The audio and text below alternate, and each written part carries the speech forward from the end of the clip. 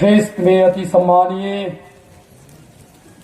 Father William उग्रे विकार general, सभी पुरोहित भाइयों, धर्म बहने, अति प्रिय माता पिताओं, भाइयों और बहनों और प्यारे बच्चों, आज हम प्रभु का समर्पण का त्योहार मना रहे हैं। तो आज हम प्रत्येक जन को विचार करना है कि हमारे पास क्या है। माता मरियम और योसेफ के पास तो पिता ईश्वर की कृपा पात्र मां ने बनी और उनके लिए एक पुत्र मिला। उस पुत्र को जोसेफ और मरियम पिता ईश्वर को चढ़ाने के लिए ले गए। हमारे पास क्या है जो हम उसको चढ़ाने के लिए लेंगे या आज लाए हैं? तो आप सबसे मैं एक काम करवाना चाहता हूं। बगल वाले को पूछिए आपके पास क्या है, पूछिए।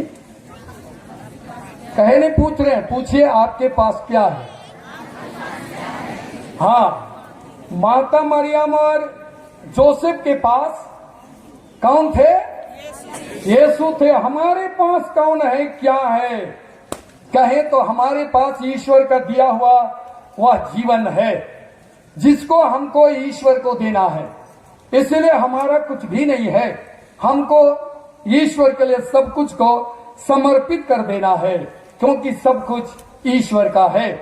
हम जानते हैं कि ईश्वर ने हमारे लिए इस दुनिया को बनाया और 6 दिन में पूरा किया।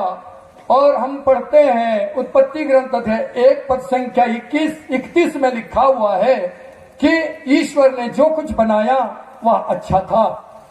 अध्याय 2 पद संख्या 2 में कहता है ईश्वर सब कुछ खत्म किया और 7वें दिन को आशीर्वाद दिया। और आप बताइए, पहला, दूसरा, तीसरा, चौथा, पांचवा, छठवां दिन को आशीर्वाद क्यों नहीं दिया? वहां लिखा हुआ नहीं है। बाइबल आप खोल के पढ़ेंगे तो वहां लिखा हुआ नहीं है कि पहला दिन को आशीर्वाद दिया, दूसरा दिन को आशीर्वाद दिया, नहीं है। 7वें दिन को उन्होंने आशीर्वाद दिया और उससे पवित्र माना, क्योंकि वह दिन ईश्वर के लिए समर्पित है। इसलिए जो विश्वासी रविवार के दिन को अगर ईश्वर के पास नहीं जाता और अपने आप को ईश्वर के सामने प्रकट नहीं करता और आशीर्वाद नहीं लेता, तो सोमवार से लेकर शनिवार तक वो दिन आशीर्वादित नहीं होता है। ईश्वर ने इन दिनों को हमारे लिए दिया और हमें वो बुलाते हैं ताकि हम लोग सब कोई अच्छी तरह से ईश्वर की पूजा आराधना कर आशीर्वाद प्राप्त कर सोमवार से शनिवार तक हम जहां कहीं भी जाएंगे वह दिन आशीर्वाद से भर जाएगा। इसीलिए परिवार में आज हम देखते हैं कि हम कहते हैं मेरा है। बताइए, आपका बच्चा आपका है? नहीं है, वो ईश्वर का है। ईश्वर ने दिया है, उसे समर्पित कर दीजिए। हम लोग जानते हैं उत्पत्ति ग्रंथ अध्याय 22 में इब्राहिम के लिए ईश्वर ने एक संतान दिया और इब्राहिम को ईश्वर कहता है उस बेटे को मेरे लिए समर्पित कर दो। कितना तकलीफ हुआ होगा, कितना दुख हुआ होगा, रात भर रोया, दिन भर चैन से नहीं रहा होगा, लेकिन अपनी पत्नी को नहीं बताया। सब भी बोलेंगे एक दूसरे को नहीं बताना। बोलो, नहीं बताना, एक दूसरे को नहीं बताना। यही तो हमारी कमजोरी है। यीशु बोलता है सुसमाचार का प्रचार करो और आप बोल रहे हैं नहीं बताना। अरे हमको बताना है। हम यही गलत कर्म करते हैं। हमको बताना है कि यीशु हमारा मुक्तिदाता है, जिसको माता मरियम और योसेफ ने पिता ईश्वर को चढ़ाने के लिए ले गए। बताना है। बोलो, अभी बताना है। सब बोलेंगे, पेड़ तरफ वाले भी बोलेंगे बताना है। हाँ, बताना है कि पिता ईश्वर ने हमारे लिए उस यीशु को दिया। उससे पहले पिता ईश्वर ने इब्राहिम के लिए इसहाक को दिया, उससे मांगा और वो जाता है, कहता है, क्या कहता है? उत्पत्ति ग्रंथ 22 पद संख्या 16 में कहता है तुम अपने एक लौते बेटे को मेरे लिए बलिदान चढ़ाओ। बलिदान चढ़ाने के लिए ले गया, समर्पित करने लिया, ईश्वर के लिए देने गया। रोज बोलता था होगा इब्राहिम, पिता ईश्वर ने कहा तुम्हारे बच्चे आकाश की तारों की तरह, समुद्र की बालू की तरह होंगे। और एक बच्चा मिला, उसको भी मांग रहा है, भाई क्या करूं? कोई बात नहीं, ईश्वर का है, ईश्वर को दे दो। चला गया, अंत में सब कुछ हुआ, वेदी पर चढ़ा दिया, छुरा उठा लिया और उसको काटने वाला था। काटने वाले थे कि नहीं थे? पुरुष लोग बोलेंगे पति पत्नी को मत काटना, बोलो यार, हेलो, पत्नी को मत काटना, ईश्वर है बचाएगा। ये बात है कि ईश्वर ने वहां पर उससे कहा अपने बेटे पर हाथ नहीं लगाना। और देखिए समर्पित करने से क्या होता है, हमारे लिए आशीष और कृपाएं आती हैं। ईश्वर कहता है, उत्पत्ति ग्रंथ 22:18-19-20 अब पढ़ेंगे तो वो कहता है, तूने मुझे अपने पुत्र को देने से इनकार नहीं किया, इसीलिए मैं आशीर्वाद बरसाता रहूंगा। हमारे परिवार में आशीर्वाद क्यों नहीं मिलता है? क्योंकि हम सबको अपना बनाना चाहते हैं। ईश्वर का है उससे भी अपना बनाते हैं। ईश्वर का है, ईश्वर के लिए दे दो। जैसे लोगों ने उस समय जब यीशु ख्रिस्त इस दुनिया में थे तो यीशु ख्रिस्त ने लोगों से कहा, जो कैसर का है उसे, और जो ईश्वर का है उसे मनुष्य के लिए दे दो। क्या के लिए दो? तो सबको एक दूसरे के बोलो, जो ईश्वर का है उसे ईश्वर को दो। बगल वाले को बोल, और एक बार जरा हिला के बोल, जो ईश्वर का है उसे ईश्वर को दो। हम लोग सुने ना, शुरू में हमारे विकर जनरल बोले कि आज पुरोहितों का और धर्म बहनों का ये समर्पित दिन है, तो आप बोल दिए ना आप लोग, जो ईश्वर का है उसे हर बेटे को ईश्वर के दिल को देना है। मंजूर है? मंजूर है, शाबाश।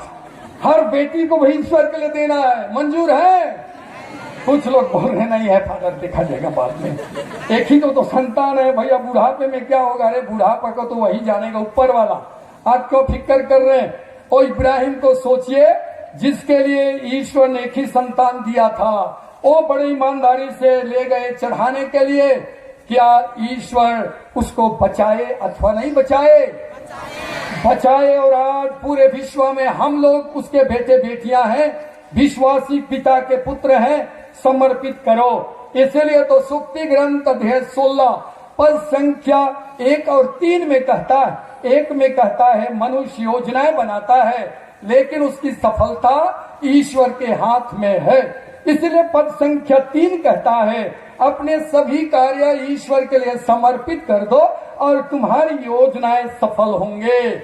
अपनी सभी योजनाओं को ईश्वर के सामने लाइए, सब कुछ ठीक हो जाएगा। हम लोगों को करने की जरूरत नहीं है, हम लोगों को बस उसको चढ़ाना है, विश्वास होना है।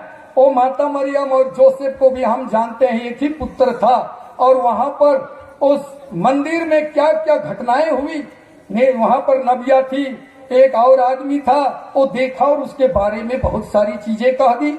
माता मरियम ने किसी से कुछ नहीं कहा, कहीं वहां लिखा है वो उन सब शब्दों को अपने कपाल में रखी। कहाँ रखी?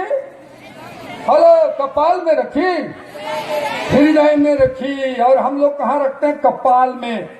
इसलिए तो पिता परमेश्वर विधि विवरण ग्रंथ अध्याय 6 पद संख्या 5 में कहते हैं, ये शब्द आज मैं तुम्हें सुना रहा हूं, उसको अपने हृदय में अंकित करो। और कहता है विधि विवरण ग्रंथ अध्याय 32 पद संख्या क्या कहा कहता है?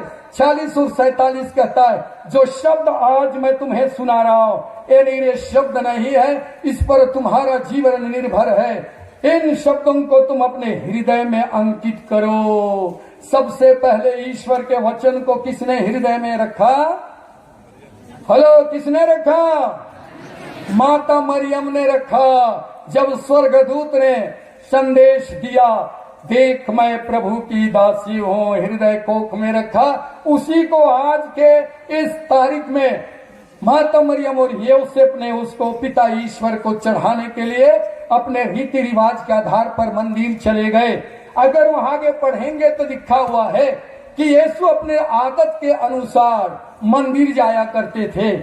मतलब अपने माता पिता यीशु को मंदिर लिया करते थे, इसलिए आदत बन गया था मंदिर जाने का, इसलिए वो भी चला जाता था। समर्पित किए इसलिए वो जाता था। ये माता पिताओं की ये एक तरह से कहें परिश्रम था, शिक्षा देने की बात थी। हम लोग के बच्चे क्यों नहीं आते?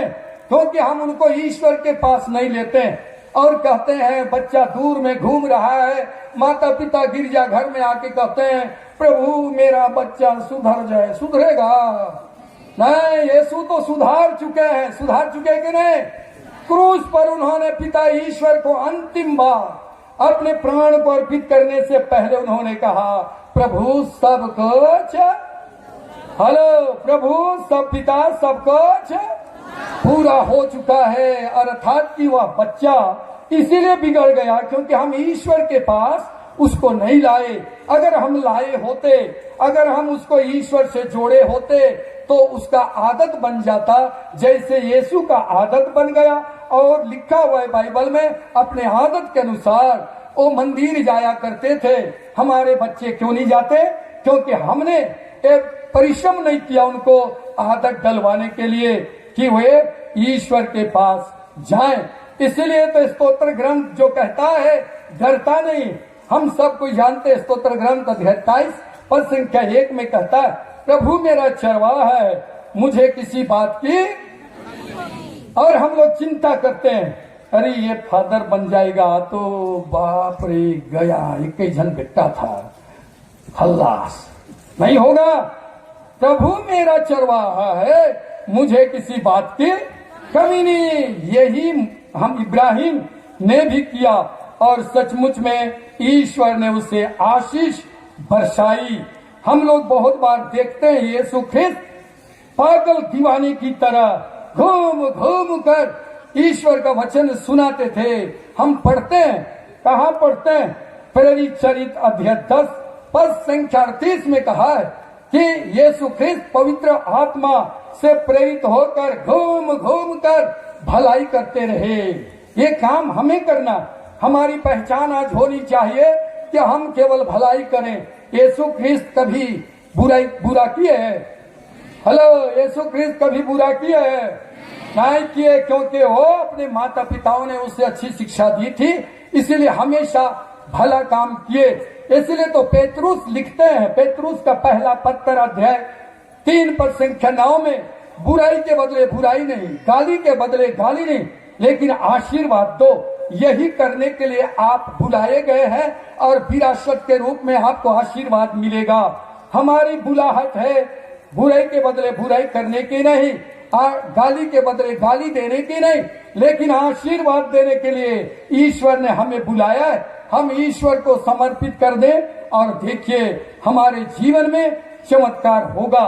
इसलिए प्रिय माता पिता, भाई और बहनों और प्यारे बच्चों, अपने जीवन में जो भी है, परिवार है, परिवार के माता पिता भी, हम लोग क्या करते हैं, परिवार में कुछ समस्या हो जाती है, बगल वाले घर में जाकर हम उस समस्याओं को बताते हैं। समाधान होगा? नहीं होगा। समाधान करने वाले एक ही स्रोत है, यीशु ख्रिस्त। उसके पास जाइए, उसको बताइए प्रभु आपने तो दिया था, आपका है, बस सब ठीक कर देगा। क्यों?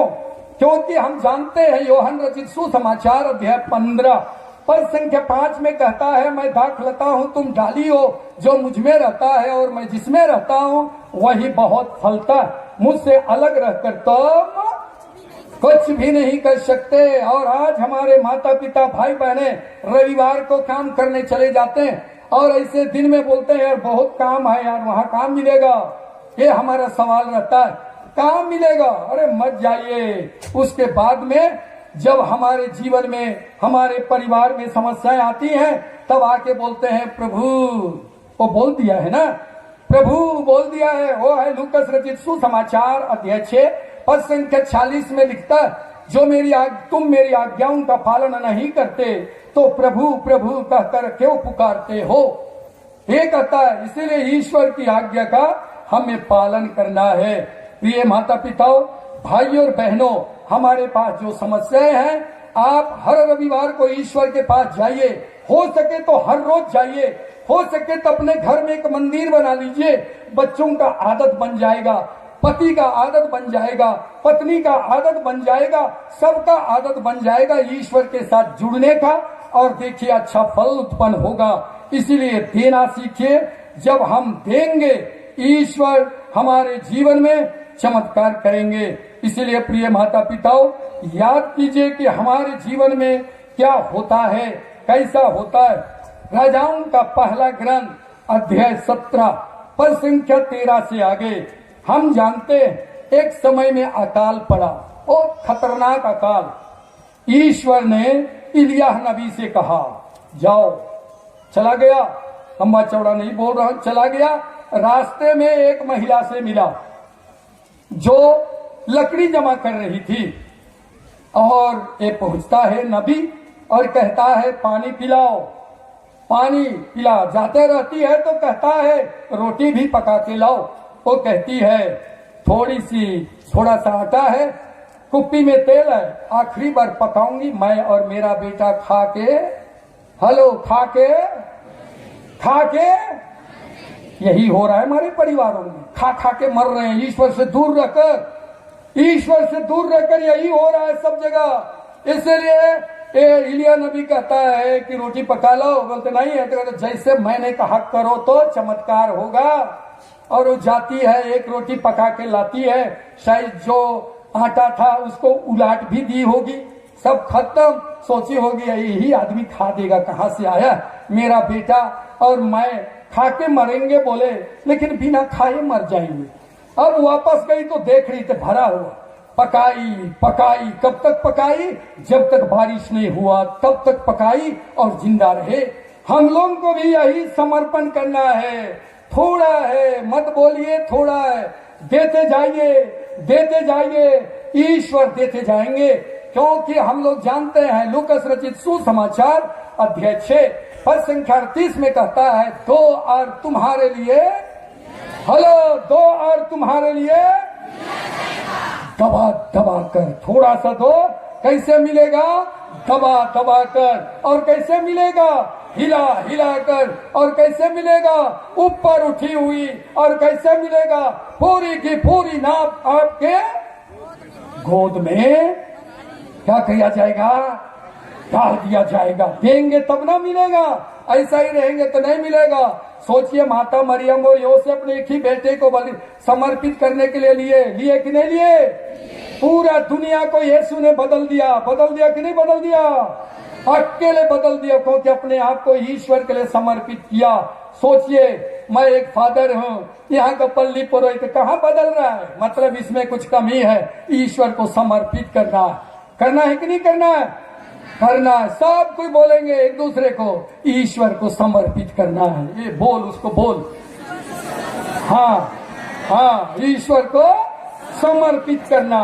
थोड़ा ऐसा हमको रहना है, ईश्वर को क्या करना है, समर्पित करना है। और देखिए, हम भी गांव को, घर को, पूरे इलाके को, पूरे पल्ली को, पूरे देश को बदल सकते हैं कि नहीं सकते हैं?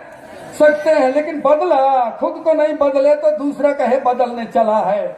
हमको बदलना है, बाकी अपने से बदल जाएंगे। पहले अपने को बदलना है और बाकी सब अपने आप बदल जाएगा।